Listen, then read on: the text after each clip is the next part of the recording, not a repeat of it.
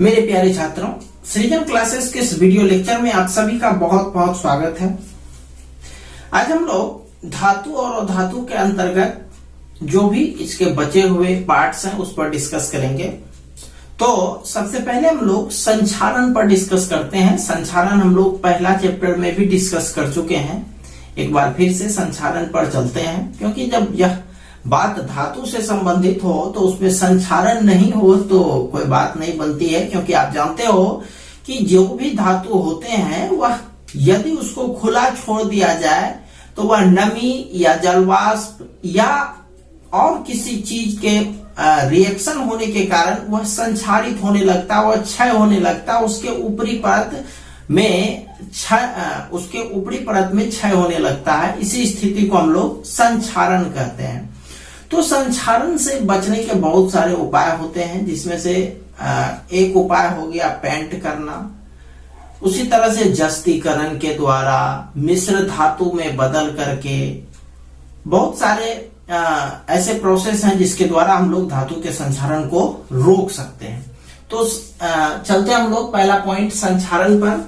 तो धातुओं का संचारण वह रासायनिक प्रक्रिया है जिसमें क्रियाशील धातु नमी युक्त हवा से अभिक्रिया कर अवांछनीय पदार्थों का निर्माण करते हैं। ठीक है, किससे अभिक्रिया करके? नमी युक्त वायु से अभिक्रिया करके अवांछनीय पदार्थ का निर्माण करते हैं। अब देखिए संचारण रोकने के उपाय, जिसमें से पहला उपाय है धातु की सतह पर लेप चढ़ा करके। सीधा सीधी बात है, जब आप लेप चढ़ाओगे तो उसका कांटेक्ट जो होगा नमी से या वायु से वो समाप्त हो जाएगा। और जब कांटेक्ट ही नहीं होगा किसी चीज से तो वो रिएक्शन क्यों करेगा?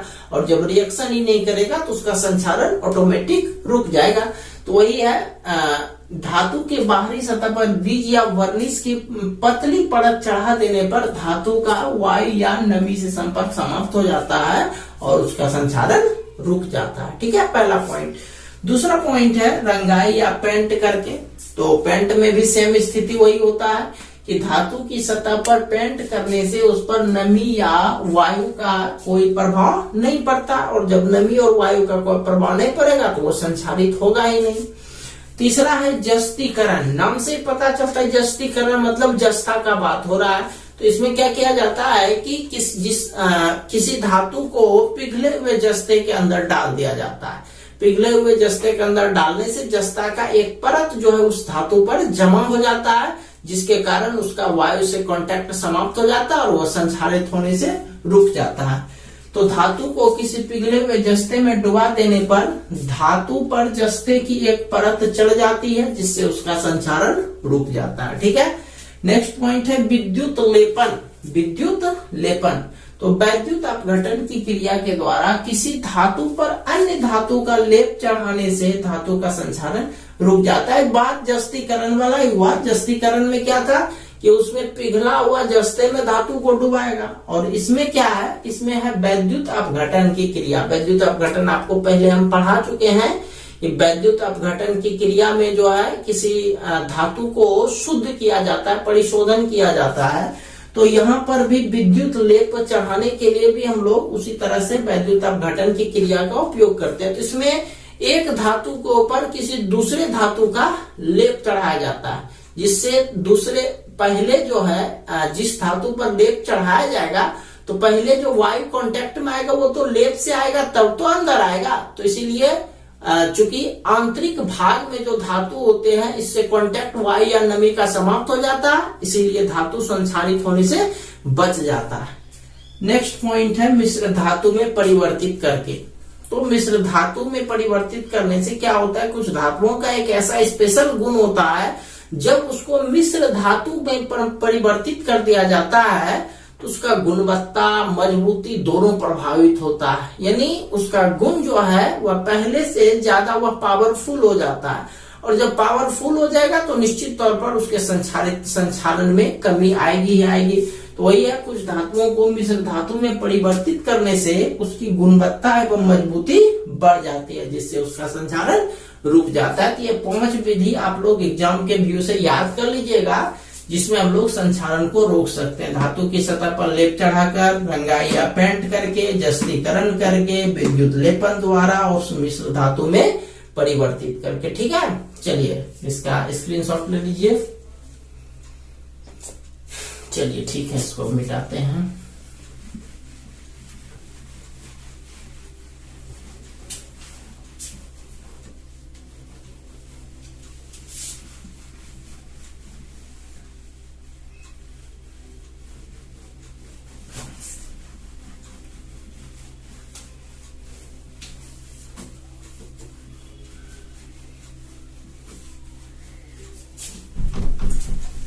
चलिए अब चलते हैं मिश्र धातु पर। मिश्र धातु नाम से ही पता चलता है मिश्र धातु। तो इसमें क्या होता है, दो या दो से अधिक धातुओं का एक समांग मिश्रण होता है, अथवा एक धातु या अधातु, धातु और धातु का भी मिश्रण होगा तो मिश्र धातु कहलाएगा, या फिर दो या दो से अधिक धातुओं के समांग मिश्रण को मिश्र धातु कहते हैं। समांग आप लोगों को पहले बता चुके हैं मिश्रण में, बेसिक में समांग का मतलब क्या होता है। समांग का मतलब होता है कि इस प्रकार मिले कि जैसे लगे ही नहीं कि उसमें कुछ मिलाया गया है। जैसे हम लोग चीनी और पानी को मिलाएंगे, शरबत बनाएंगे तो लगेगा उसमें, बाहर से देख करके तो आप नहीं बता सकते हो कि उसमें चीनी मिला हुआ है। हाँ, स्वाद लेकर के भले बता सकते हो। तो समांग का मतलब हुआ इस तरह का मिश्रण कि जब दो पदार्थ आपस में मिल जाए तो उसमें दोनों की मात्रा का कोई पता नहीं चले, तो ऐसे मिश्रण को समांग मिश्रण कहते हैं। तो मिश्र धातु दो या दो से अधिक धातुओं अथवा धातु एवं अधातु के मिश्रण, समांग मिश्रण को मिश्र धातु कहते हैं। ठीक है, चलिए अब चलते हैं कुछ महत्वपूर्ण मिश्र धातु, उसके संघटन, उसके गुण और उसके उपयोग पर। बोर्ड एग्जाम के व्यू से यह बहुत ही महत्वपूर्ण टॉपिक है, साथ ही साथ कंपटीशन के व्यू से भी यह बहुत ही महत्वपूर्ण टॉपिक है। ठीक है, तो हम एक एक करके डिस्कस करते हैं। जहां पर ट्रिक का जरूरत पड़ेगा वहां पर ट्रिक भी देंगे, और जो सिर्फ डिस्कस वाला है उस पर डिस्कस करेंगे, क्योंकि ये सारा चीज आप लोगों को याद करना पड़ेगा। ठीक है, चलिए स्टार्ट करते हैं। सबसे पहले मिश्र धातु, दो या दो से अधिक धातुओं या धातु एवं अधातु के समांग मिश्रण को मिश्र धातु कहते हैं। ठीक है, चलिए पहला मिश्र धातु लिखे हैं इस्पात। इस्पात आप लोग नाम बहुत सुने हैं। इस्पात एक ऐसा पदार्थ होता है जिसमें जंग लगता ही नहीं है, बल्कि इसमें 98.5%, 98.5% लोहा या फिर मैंने लोहा और कार्बन 1.5% रहता है। यह अत्यंत कठोर एवं मजबूत होता है। जब कठोर और मजबूत होगा तो देखो उसी कठोरता वाला में चीज में यूज होगा। रेल लाइन कितना कठोर होता है, पुल, जहाज, भवन एवं यातायात के साधनों में, इन सब में इसका उपयोग होता है। किसका? इस्पात का। चलिए दूसरा पॉइंट है स्टेनलेस स्टील। स्टेनलेस स्टील जंगरोधी इस्पात भी इसको बोला जाता है, जिसमें जंग नहीं लगता है। आप लोग बर्तन में खाना जब बनता होगा तो आप लोग अपने किचन में जो है एक ब्लैक टाइप का बर्तन देखे होंगे, जो जिस पर भोजन जो है जल्दी जलता नहीं है, तो ये होता है जंगरोधी इस्पात। तो स्टेनलेस स्टील लोहा 73%, सीआर माना क्रोमियम 18%, निकेल 8% और कार्बन 1% रहता है। यह मजबूत एवं कठोर होता है, इसमें जंग नहीं लगता है तथा इस पर अम्ल की क्रिया नहीं होती, मतलब अम्ल भी उस पर डाल दीजिएगा तो कोई असर नहीं पड़ेगा। अच्छा, इसका उपयोग मोटर एवं साइकिल के पार्ट्स बनाने में, बर्तन हो गया, चाकू हो गया, छुरी भी हो गया, ब्लेड हो गया, कैंची हो गया, सर्जिकल उपकरण। सर्जिकल उपकरण क्या होता है? सर्जिकल शरीर का काट छांट यानी शरीर का जो ऑपरेशन होता है उसमें जो उपकरण का प्रयोग होता है वह भी स्टेनलेस स्टील का बना होता है। आप लोग जनरली जो कैंची देखे होंगे, खास करके मेडिकल दुकान में एक अलग टाइप का कैंची देखे होंगे, तो उसमें स्टेनलेस स्टील लगा होता है, या दाढ़ी बनाने वाला भी जनरल कैंची जो है उसमें भी स्टेनलेस स्टील लगा रहता है। ठीक है, चलिए आगे आते हैं, जिसका नाम है पीतल। ब्रास भी इसको बोलते हैं, पीतल। इसमें कॉपर 80% और जिंक 20% होता है। यह मजबूत, तन्य, आघातवर्ध एवं संक्षारण रोधी। तो तन्य समझते ही हैं, आघातवर्ध भी समझते हैं। संक्षारण रोधी का क्या मतलब हुआ? यानी संक्षारण शब्द जहां पर आए समझ लीजिए संक्षारण का मतलब उसके क्षरण यानी जंग लगने से है, लेकिन जैसे उसमें रोधी शब्द लग जाए तो समझ लो जंग विरोधी यानी उसमें जंग नहीं लगेगा।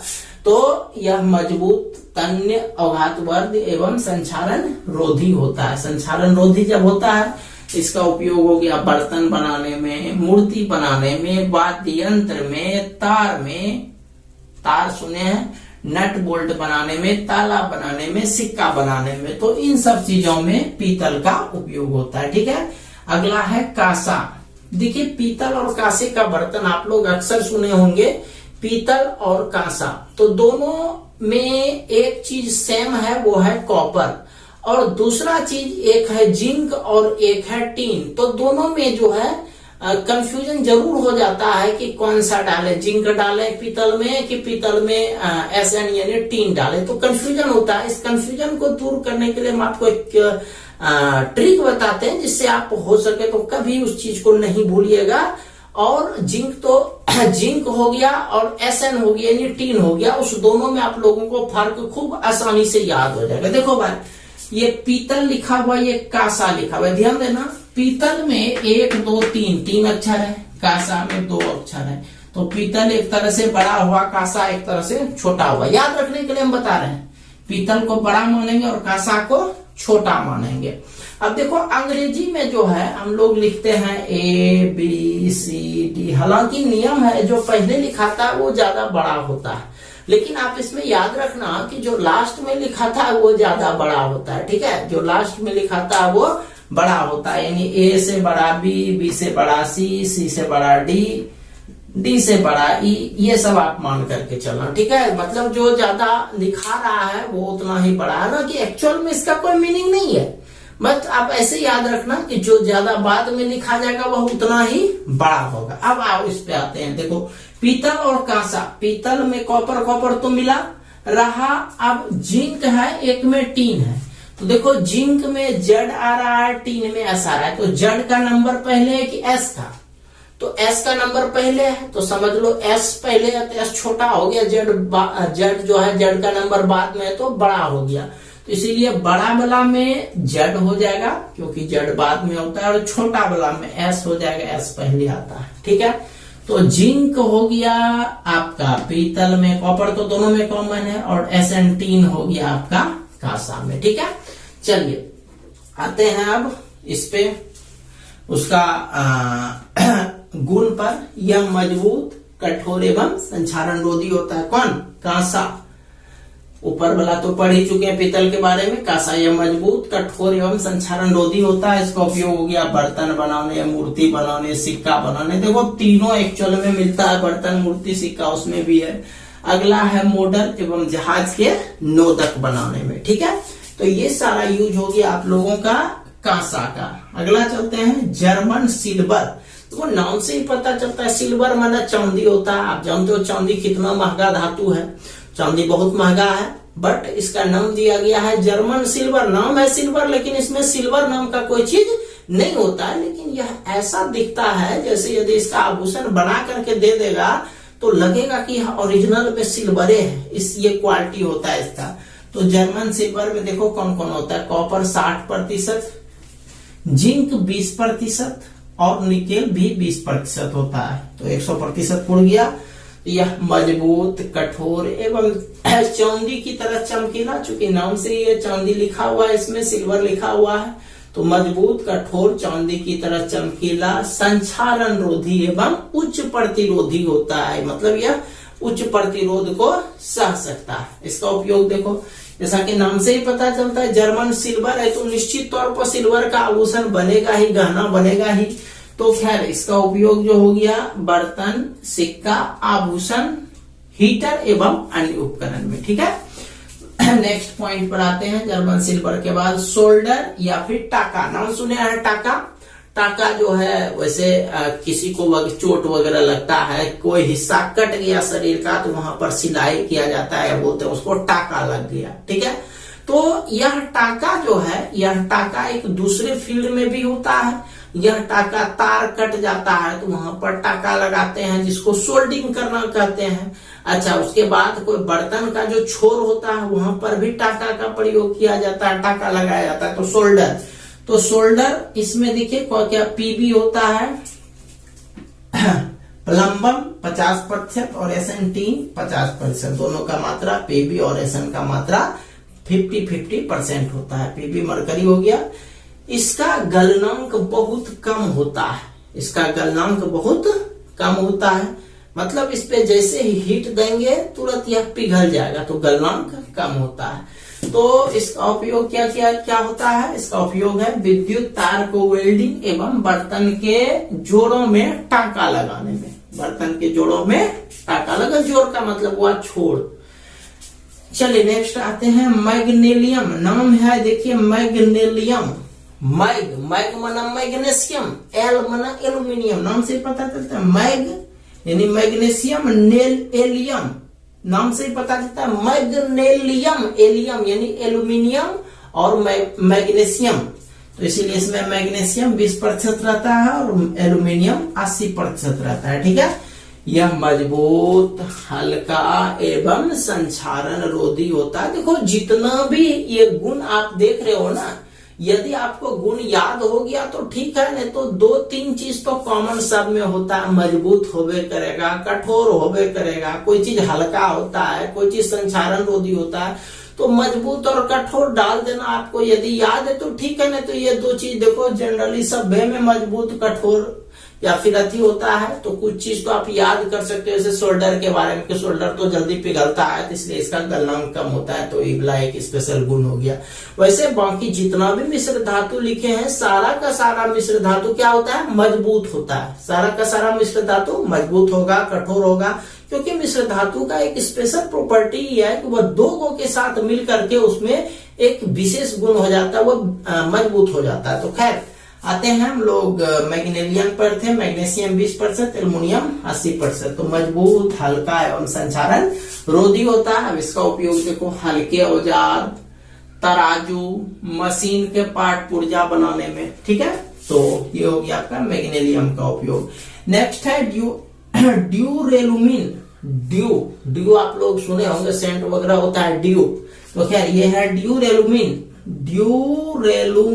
एलुमिन तो यहां लग ही रहा है कि एल्युमिनियम निश्चित तौर पर है। ड्यूरेलुमिन, यू है, यू से Cu कॉपर याद रख सकते हो, तो खैर ड्यूरेलुमिन, एल्युमिनियम और कॉपर, एल्युमिनियम और कॉपर ही मिला दिया आपका 99%।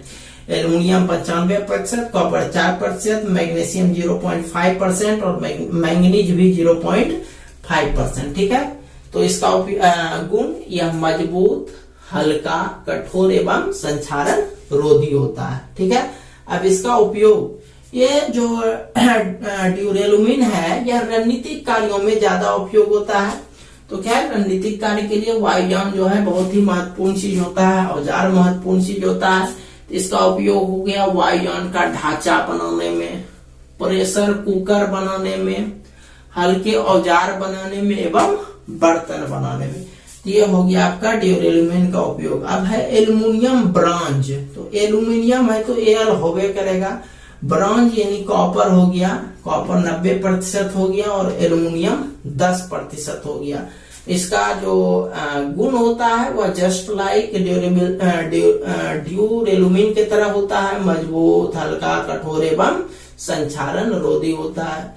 इसका उपयोग होता है बर्तन एवं सिक्का बनाने में। चलिए ठीक है, अच्छा आपसे एक सवाल है, आप लोगों को क्या पीतल और कांसा में फर्क याद आया? पीतल और कांसा दोनों में क्या होता है? दोनों में कॉपर होता है, ये फिक्स है। दूसरा क्या बताए थे? जिंक और एसएन। तो जिंक जड़ को बड़ा मानेंगे, यानी जड़ जो है वो जिंक वाला जो पीतल में हो जाएगा, और जो टीन है, टीन में एस आता है, छोटा हो गया इसीलिए कांसा में लग जाएगा। यानी पीतल हो गया जिंक और कॉपर, और साथ ही साथ कांसा हो गया एसएन यानी टीन और कॉपर। ठीक है, चलिए नेक्स्ट एक डेफिनेशन है अमलगम। अमलगम, तो अमलगम भी एक प्रकार का मिश्र धातु होता है। क्या होता है, मिश्र धातु। लेकिन यह अमलगम शब्द का उपयोग तभी किया जाता है जब उस मिश्र धातु में एक धातु पारा हो। एक धातु क्या हो, पारा हो। तो यदि किसी मिश्र धातु में एक धातु पारा हो तो उस मिश्र धातु को अमलगम कहते हैं। ठीक है, चलिए इसका स्क्रीनशॉट ले लीजिए। चलिए ठीक है, तो आज इतना ही रहने देते हैं। कल इस चैप्टर का जो क्वेश्चन आंसर है उस पर डिस्कस करेंगे। ठीक है, तो मिलते हैं हम लोग कल एक नए वीडियो लेक्चर के साथ। तब तक के लिए आप सभी का बहुत बहुत धन्यवाद।